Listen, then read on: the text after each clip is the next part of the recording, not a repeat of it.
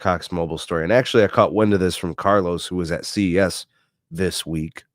And this is exactly what he told me. So the story that Jeff Baumgartner put together and put on light reading, obviously he must have been listening to the same people talking from Cox Mobile.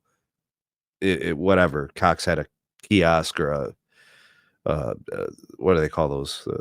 Table or whatever. And they were inviting folks to kind of see what they had to say. So the article was on light reading.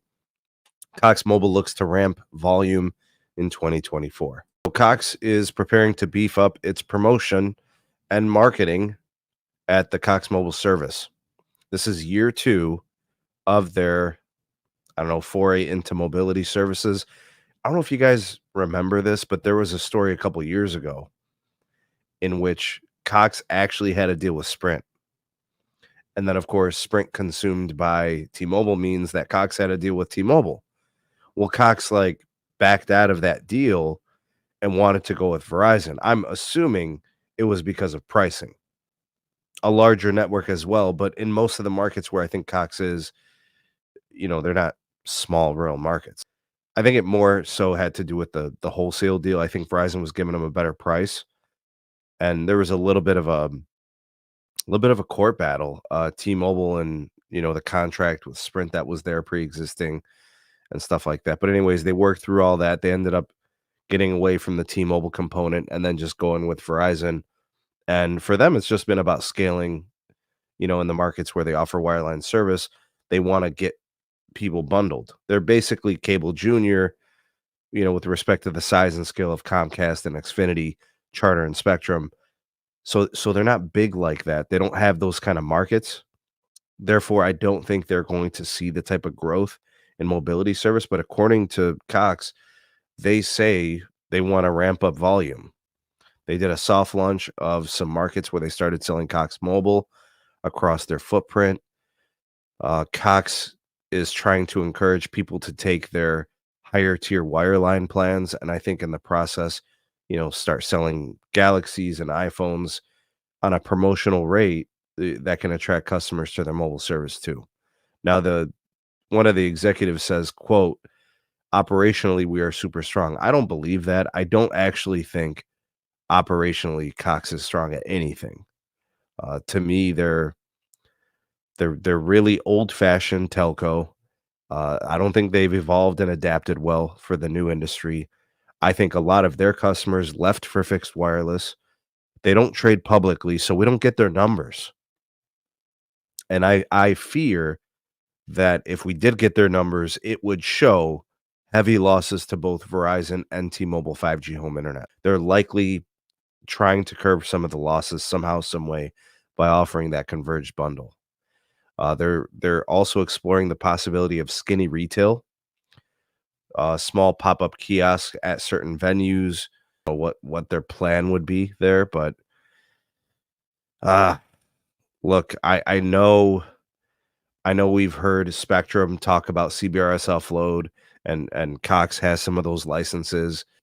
Comcast has completely just walked away from building a network, right? They basically sold their low band, the 600 megahertz, to T-Mobile. I'm not even sure about this part. Yet they have access to the infrastructure and they're already up on the utility poles. They're up there with the power lines and all those things. But they're piloting all this stuff in major markets where they exist, like in Vegas. And I've already heard of Cox testing fixed wireless access for themselves and using CBRS for offloading to get people off of Verizon gigs of usage.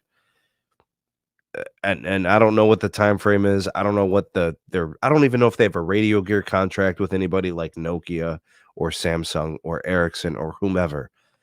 I don't know any of those details. And because, again, this company is not publicly traded, we don't get much transparency. They can say they're going to ramp volume in 2024. They could say a lot of things, Wi-Fi hotspots and CBRS building, and adding mobility lines and all that.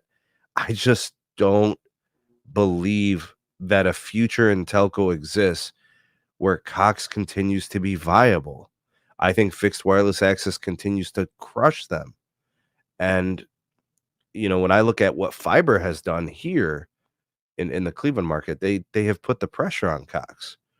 So between fixed wireless access and fiber options, I just don't believe in a future with Cox showing any type of strength or growth. I just don't. EM, let me get you in on this. Yeah, I don't know. I have no experience with Cox as a company, but from what I can tell from testimonials from, you and other people, seems like their reputation isn't exactly the best. So I don't see this making a big impact in fixed wireless, if that makes sense. A lot of their customers are so fed up with them as a company that even if you were to offer some sort of bundle or discounted service for wireless, I don't see it making much of an impact for them because their reputation is so poor. So nothing burger for me in this one. Well, I don't care. They're doing what they got to do. They're just like big cable in that they don't have very many levers to pull. Sneed, I mean, fixed wireless access is a definite threat to everybody that's doing coax. That traditional big cable type of operation. And it's going to continue to be for the foreseeable future. The only thing they can do is hang on to the coattails of the Verizon network for dear life, and that's pretty much what's happening right now. They don't have a play. I mean, they can upgrade their networks in order to serve their customer, better from a fiber to the prim standpoint, and that would help. But it's not going to stop all the bleeding. The biggest hope that they have is a converged bundle offering with wireless. Pitching themselves to the coattails of the Verizon network. It's just what it is.